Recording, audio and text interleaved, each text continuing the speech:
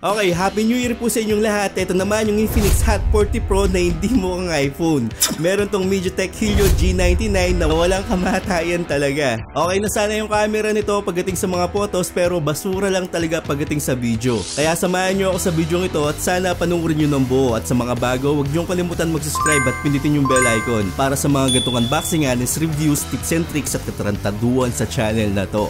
So like, comment, tsaka subscribe lang. Okay, bago pa i-hype to ng mga ibang tech YouTuber, unahan ko na kayo ngayon na hindi siya worth it para sa presyo niya. Bakit?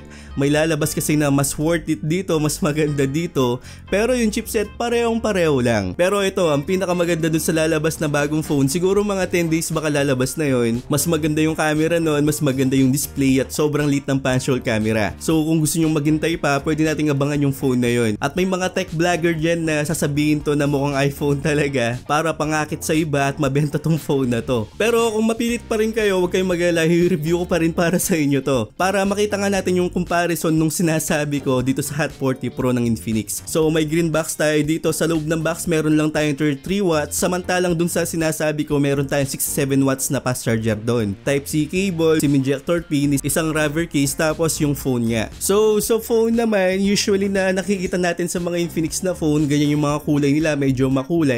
Tapos yung camera module yan, gagaya nila sa mga iPhone at kung ano-anong iPhone pa yan para madikit nga yung pangalan sa iPhone dito sa entry level na to, which is maling-mali talaga. Pero mamaya na natin pag-usapan yung performance ng phone na to. Pag-usapan muna natin yung camera. Alam naman natin yung G99 na chipset, pang low tsaka medium settings lang. At karamihan sa atin na alam na natin kung ano makukuha natin sa G99 na yan. So dito sa camera niya, sa mga photos, maganda naman. Actually, yun nga lang, hindi masyadong detalye. At karamihan talaga ng mga gantong entry level, lalo na sa mga G99, magagamit mo naman talaga yung camera. As in naman, nagagandahan naman ako talaga dati sa camera ng mga ganito. Pero nung pinagkumpara ko sila dun sa darating na phone natin, ito yung makukuha natin, mas detalye yung makukuha at neutral yung makukuha natin dito sa phone na to over dito sa Infinix Hot 40 Pro. Kung mapapansin nyo, detalye tapos hindi siya oversaturated, as in tamang-tama lang talaga yung kulay at makikita mo pa rin yung details. Samantalang dito sa kabila, dito sa Infinix Hot 40 Pro, medyo oversaturated siya, hindi siya magandang tignan talaga kung ikukumpara mo siya dito. Lalong-lalo na dito yung blue sky, talaga makikita mo na talagang neutral siya over dito sa Hot 40 Pro na oversaturated talaga.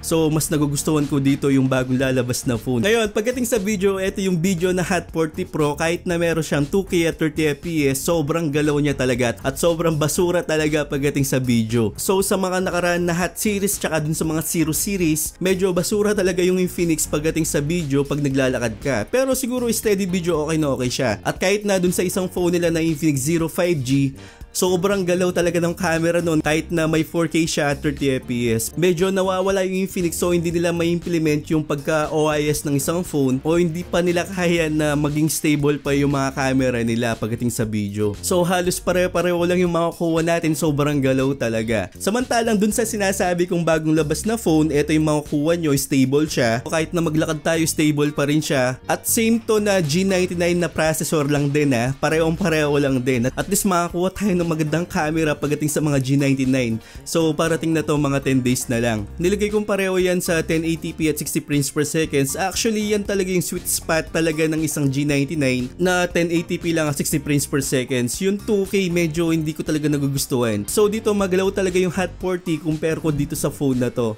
So yan, kung mapapansin nyo, hindi naman talaga sobrang stable pero at least magagamit nyo na habang naglalakad kayo. Steady video, maganda rin kasi yung kulay, makukuha mo talaga yung kulay as mas detalye yung makukuha natin dito sa phone na to. So ngayon yung presyo nito naglalaro lang siguro ng mga 7 to 8,000 to 9,000 depende sa variant na makukuha nyo. At ulitin ko, itong phone na to palabas na to sa market. Okay, kung talagang mapilit kayo at nagugustuhan nyo talaga yung Infinix Hot 40 Pro, eto naman yung performance na nakuha ko dito sa phone na to. Sa Antutu nakakuha tayo ng 400,000 points, which is okay na yan, pang entry level lang talaga. At tinest natin to sa Mobile Legends, nakakuha tayo ng super dito tapos sa graphics naka-ultra na rin tayo. So sinagad talaga natin, although hindi ako masyadong nakakuha talaga na sagad na 90 frames per seconds, nakakuha ako ng mga 80, 70, mga ganun.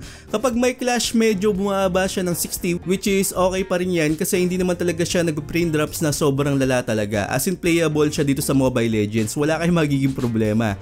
At ang nakuha nating temperature pagkatapos ng isang laro, medyo mainit siya, nakakuha tayo ng 44 degrees Celsius, which is nabahala ako sa mga nakarang G99 na tinest ko, parang nasa nasa 39, mga 40. Dito medyo mataas yung nakuha natin temperature. Pero kung ilalagay lang natin sa mga medium settings yan, hindi siya aabot ng ganito. Tinetest lang natin talaga dito sa channel na to kung anong kakayaan ng isang phone, kung anong talagang sagad-sagad talaga. Hindi ako nag-test dito na default lang talaga. Sabi nga ni Boss Rene, kung napanood nyo si Cotman, sinasagad ko talaga yung mga graphics para makuha natin kung anong potential ng isang phone. Hindi lang sa default, hindi ako nagagano, hindi ako masyadong nag-low settings. Pero dito dahil sa entry level siya, alam ko naman na hindi naman talaga masagad talaga ng high settings yung mga ibang games nito. Pero tinest ko pa rin yun, kapag hindi kinakaya, nilalagay ko na lang dun sa kaya niyang settings. So dito naman sa Wild Rift, ang nakuha nating frame dito nasa 120, tapos sa graphics nasa high. Sa paglalakad ko dito sa first minute, nakakuha naman ako ng 118, 120, okay naman siya.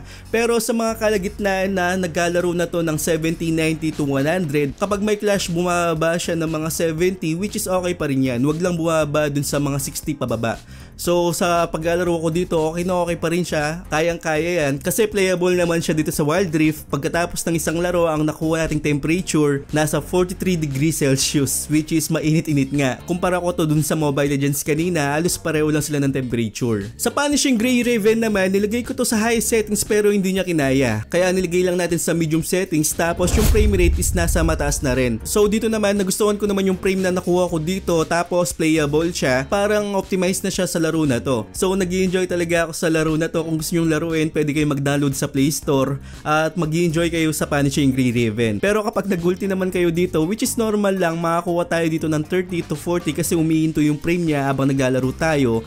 Yan yung makakuha natin, 30 to 40, which is normal lang yan. Pero kung ganito yung lalaroin nyo na Punishing Grey Raven, maayos naman yung paglalaro nyo dito sa Hot40 Pro. Sa Mir 4 naman, nasa lowest settings lang tayo dito kasi kapag nasa high settings lang tayo, as in talagang hindi na kaya. So nilagay ko to sa lowest settings, tapos yung frame rate nasa taas talaga.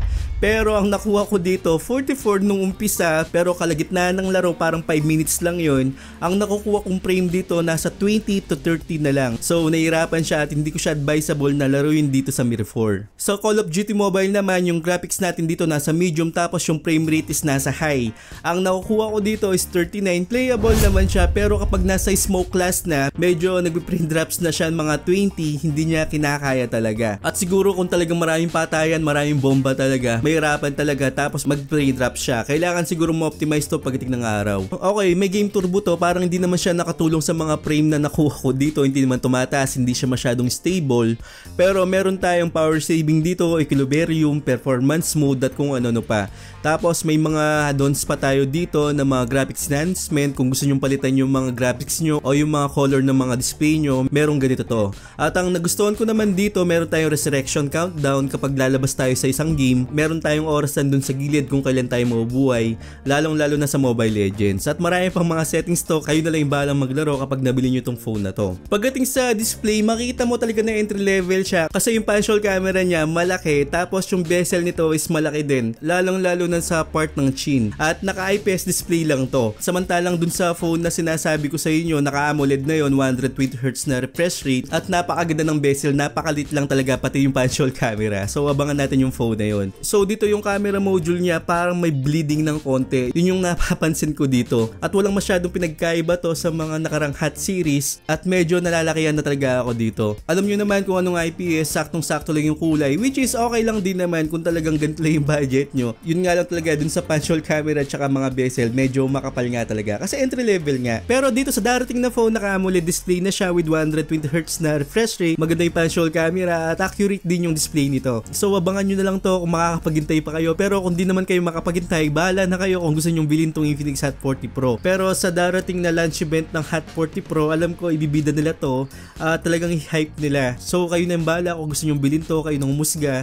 Kung ano ba yung nakikita nyo, huwag kayo masyadong maniwala sa sobrang hype lang. So doon tayo sa honest review, marami namang honest review dyan. Hindi lang naman ako yung nandito para sa inyo. So marami rin mga honest review na tech reviewer. At lalong-lalo na sobrang dami rin na promodizer. So I hope na nakatulong ako sa inyo sa honest review na to. At sana kung nagugustuhan nyo yung ganitong review, huwag nyo kalimutan mag-subscribe at pinitin yung bell icon. At sa mga nasa premiere dyan, Happy New Year sa inyo. Balato nyo na sa akin yung comment section, like, tsaka share ng video to. So thank you talaga. Once again, This is Paul.